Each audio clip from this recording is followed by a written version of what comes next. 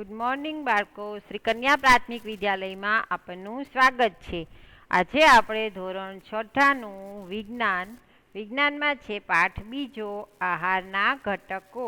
આપણે આના પહેલાંના લેક્ચરમાં પાઠ ચાલુ કરી દીધો હતો કે આહારના ઘટકોમાં આપણા આહારની દરેક વાનગી 2 કે તેથી વધુ ખાદ્ય સામગ્રીની બનેલી હોય છે. આપણા આહારમાં શરીર માટે જરૂરી કેટલાક આવશ્યક ઘટકો હોય છે જેને પોષક દ્રવ્યો કહે છે. આહારના પોષક દ્રવ્યોને આહારના ઘટકો પણ કહે છે.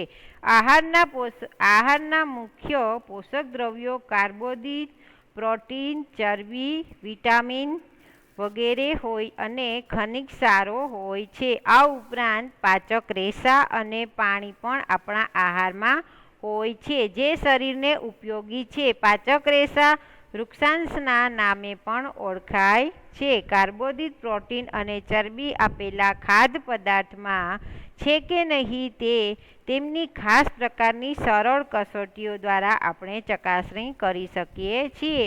આહારના પોષક દ્રવ્યો જે ખાદ્ય પદાર્થોમાંથી મળી રહે છે તે ખાદ્ય પદાર્થો તે પોષક દ્રવ્યના સ્ત્રોતો કહેવાય છે. અહીંયા આપણે આગળ જોશું ચરબી માટેનું પરીક્ષણ. ખાદ્ય સામગ્રીની અલ્પ માત્રા લો, તેને એક કાગળમાં વીંટીને છૂંદો. ધ્યાન રાખો કે કાગળ ફાટી જાય નહીં. હવે કાગળને ખોલીને સીધો કરો તથા ધ્યાનપૂર્વક જુઓ શું તેના પર તેલી ડાઘા, ધબ્બા કે કાંઈ છે. કાગળને પ્રકાશની સામે લાવો. શું તમને ધબ્બામાંથી પસાર થઈને આવતો ધૂંધળો પ્રકાશ દેખાય છે? હવે આપણે આમાં ચરબીનું પરીક્ષણ કરીએ છીએ. જે ચરબીયુક્ત પદાર્થ છે તેમાં તેલના ધાબા દેખાતા હોય છે. કાગળ પર તેલના ડાઘા લિપિડ ચરબીની હાજરી સૂચવે છે. ખાદ્ય પદાર્થ સામગ્રીમાં ક્યારેક પાણીની હાજરી પણ હોઈ શકે છે. આ સ્થિતિમાં આ પદાર્થોને કાગળ પર ધીમે ધીમે ઘસો તથા થોડા સમય માટે કાગળને સૂકવી દો. તેથી જો ખાદ્ય પદાર્થમાં પાણી હોય તો તે સુકાઈ જશે. ત્યારબાદ કાગળ પર તેલના ડાઘા ઉપસ્થિત ન હોય તો તે ખ્યાલ આવે છે કે ખાદ્ય પદાર્થમાં ચરબીની ગેરહાજરી છે. આ પરીક્ષણ શું દર્શાવે છે? શું ચરબી, પ્રોટીન તથા સ્ટાર્ચ એ બધા ખાદ્ય પદાર્થોમાં હાજર છે જેનું તમે પરીક્ષણ કર્યું છે?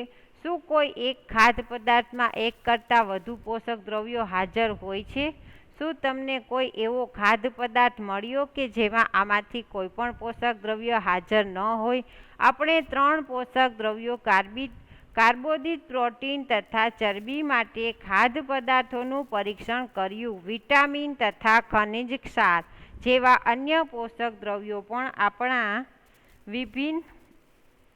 આપણા વિભિન્ન ખાદ્ય પદાર્થોમાં હાજર હોય છે.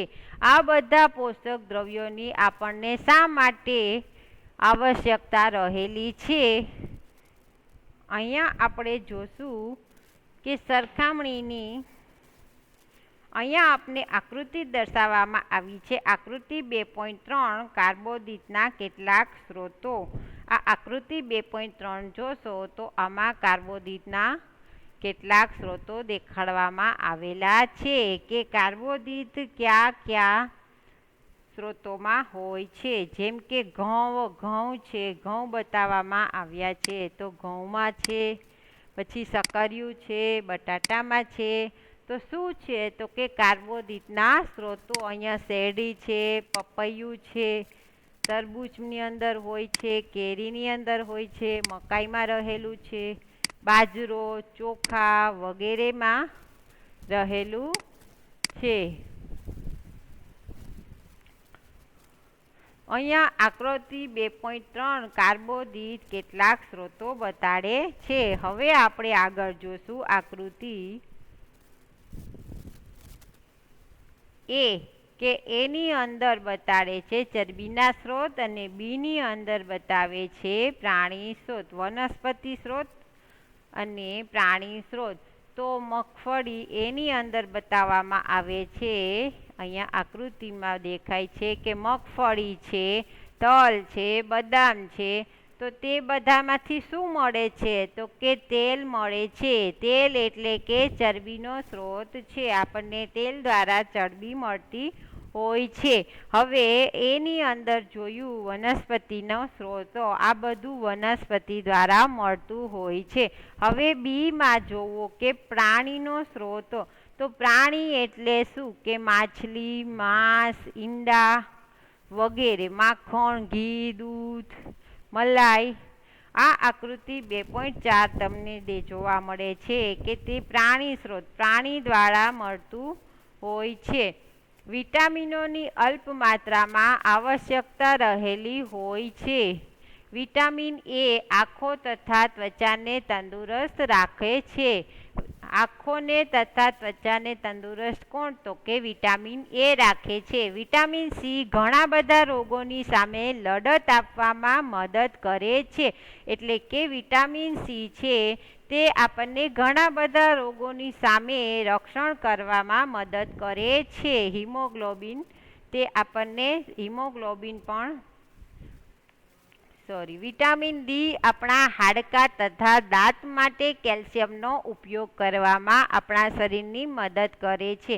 વિટામિન ડી છે તે આપણા હાડકાં તથા દાંત માટે કેલ્શિયમનો ઉપયોગ કરવામાં આપણા શરીરની મદદ કરે છે.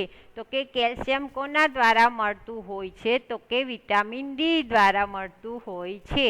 વિવિધ વિટામિનથી ભરપૂર ખોરાક આકૃતિ 2.6 અને આકૃતિ 2.9માં દર્શાવેલ છે. તો કે વિવિધ વિટામિનથી ભરપૂર ખોરાક આકૃતિ 2.6 થી માંડીને 2.9 સુધીમાં બતાડવામાં આવ્યું છે. અહીંયા આપણને આકૃતિ એ દેખાય છે જેમાં ચણા, મગ, તુવેર દાળ, વાલ, સોયાબીન, વટાણા વગેરે દેખાય છે. બીજા નંબર ઉપર બી આપેલું છે, ત્યાં આપણને ચરબીયુક્ત સામાન દેખાય છે. પનીર, માછલી, માંસ, ઈંડા વગેરે જેવી. પછી અહીંયા એની નીચે આપેલું છે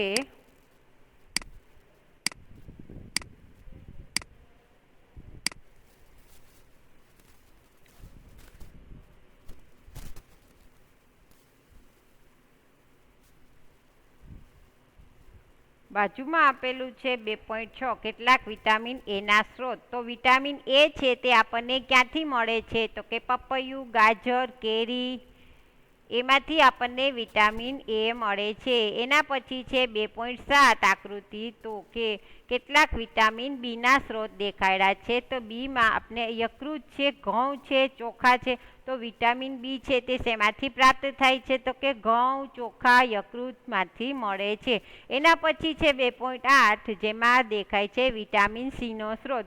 વિટામિન સી કેમાંથી મળતું હોય છે? તો કે ખાટા ફળોમાંથી.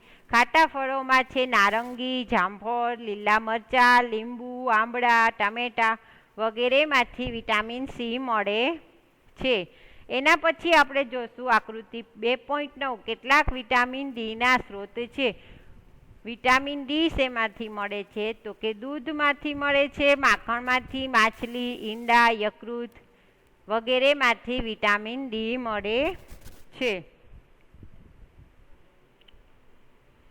પ્રોટીનની આવશ્યકતા શરીરની વૃદ્ધિ તથા સમારકામ માટે હોય છે. પ્રોટીનયુક્ત ખોરાકને શરીરવર્ધક ખોરાક પણ કહે છે. આકૃતિ 2.5માં બતાવવામાં આવેલું છે. વિટામિન શરીરને રોગોથી રક્ષણ આપે છે. વિટામિન આપણી આંખ, હાડકાઓ, દાંત અને પેઢાને સ્વસ્થ રાખવામાં મદદ કરે છે. વિટામિન ઘણા પ્રકારના હોય છે જેને અલગ અલગ નામથી ઓળખવામાં આવે છે. તેમાંથી કેટલાક વિટામિન એ છે, vitamin C, vitamin D, vitamin E અને વિટામિન કેના નામથી ઓળખવામાં આવે છે. આ ઉપરાંત વિટામિનનો એક સમૂહ છે જેને વિટામિન બી કોમ્પ્લેક્સ કહે છે. આપણા શરીરને બધા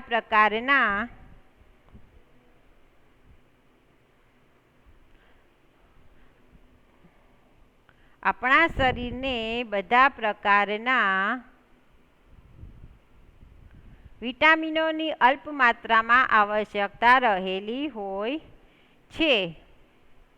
વિટામિન એ આંખો તથા ત્વચાને તંદુરસ્ત રાખે છે. વિટામિન સી ઘણા બધા રોગોની સામે લડવામાં મદદ કરે છે. વિટામિન ડી આપણા હાડકાં તથા દાંત માટે કેલ્શિયમનો ઉપયોગ કરવામાં આપણા શરીરની મદદ કરે છે.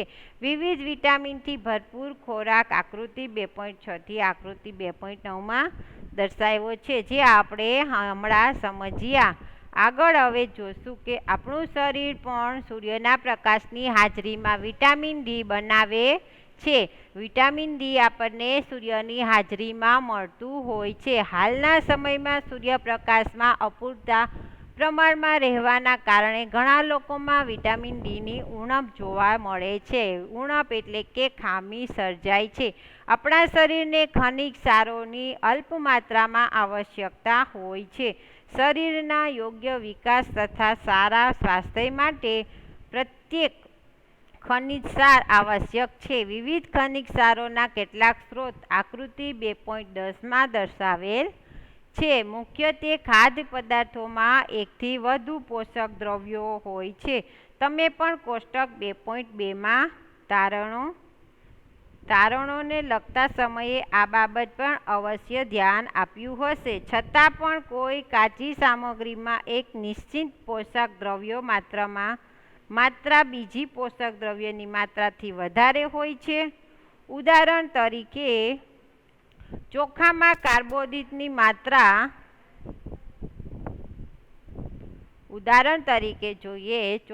કાર્બોદિતની માત્રા બીજા પોષક દ્રવ્યો કરતાં અત્યંત વધારે હોય છે.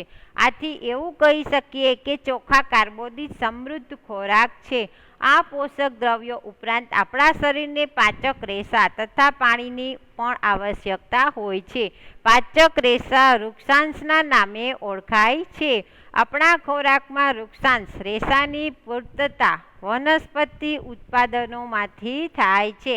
વૃક્ષાંશના મુખ્ય સ્ત્રોત અનાજ, દાળ, બટાટા, તાજા ફળો અને શાકભાજી છે. તો કે વૃક્ષાંશ છે, જે રેસા છે તે આપણને ક્યાંથી મળે છે? તો અહીંયા બતાવવામાં આવેલું છે. વૃક્ષાંશના મુખ્ય સ્ત્રોત તો કે અનાજ, દાળ, બટાટા, તાજા ફળો અને શાકભાજી છે. વૃક્ષાંશ આપણા શરીરને કોઈ પણ પોષક દ્રવ્યો પ્રદાન કરતા નથી, છતાં પણ તે આપણા ભોજનનો આવશ્યક ઘટક છે અને તેના જથ્થાને વધારી દેવો જોઈએ. રેસાઓ અપાચિત ખોરાકને આપણા શરીરમાંથી બહાર કાઢવામાં મદદ કરે છે. રેસાઓ છે તે આપણા શરીરમાં કઈ રીતે મદદ કરે છે? તો કે આમ કોઈ એમાં પોષક દ્રવ્યો હોતો નથી, પરંતુ છતાંય તે આપણા શરીર માટે જરૂરી છે, કારણ કે રેસાઓ અપાચિત ખોરાકને આપણા શરીરમાંથી બહાર કાઢવામાં મદદ કરે છે. અહીંયા બાજુમાં આકૃતિ આપવામાં આવેલી છે, જે આકૃતિ કેટલાક આયોડીનનો સ્ત્રોત દેખાડે છે. એમાં છે માછલી, પાલક, મીઠું, કરચલો ને આદુ. એના પછી છે કેટલાક ફોસ્ફરસનો સ્ત્રોત. બીજી આકૃતિ છે તેમાં બતાવવામાં આવે છે ફોસ્ફરસના સ્ત્રોત.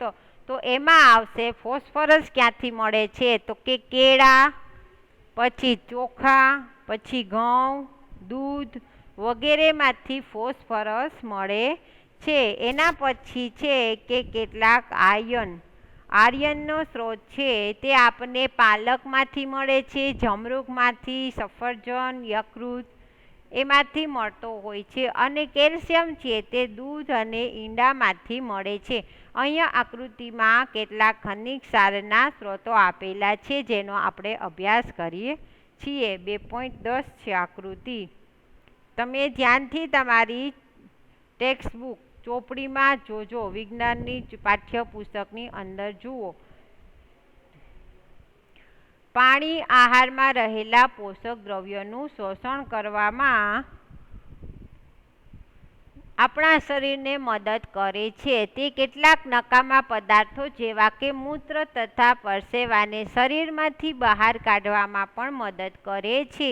સામાન્ય રીતે આપણા શરીરને જેટલા પાણીની જરૂરિયાત છે તે પાણી આપણને એ દ્રવ્યોમાંથી પ્રાપ્ત થાય છે જેને આપણે પ્રવાહી સ્વરૂપે લઈએ છીએ, જેમ કે પાણી, દૂધ, ચા વગેરે. આ ઉપરાંત આપણે જે ખોરાક રાંધીએ છીએ તેમાં પણ પાણીનો ઉપયોગ કરીએ છીએ. ચાલો જોઈએ કે કોઈ અન્ય સ્ત્રોત આપણા શરીરને પાણી પ્રદાન કરે છે કે કેમ, એ આપણે જોશું. હવે આના પછીના બીજા લેક્ચરમાં આપણે જોશું પ્રવૃત્તિ નંબર 3. આજે અહીંયા રાખીશું.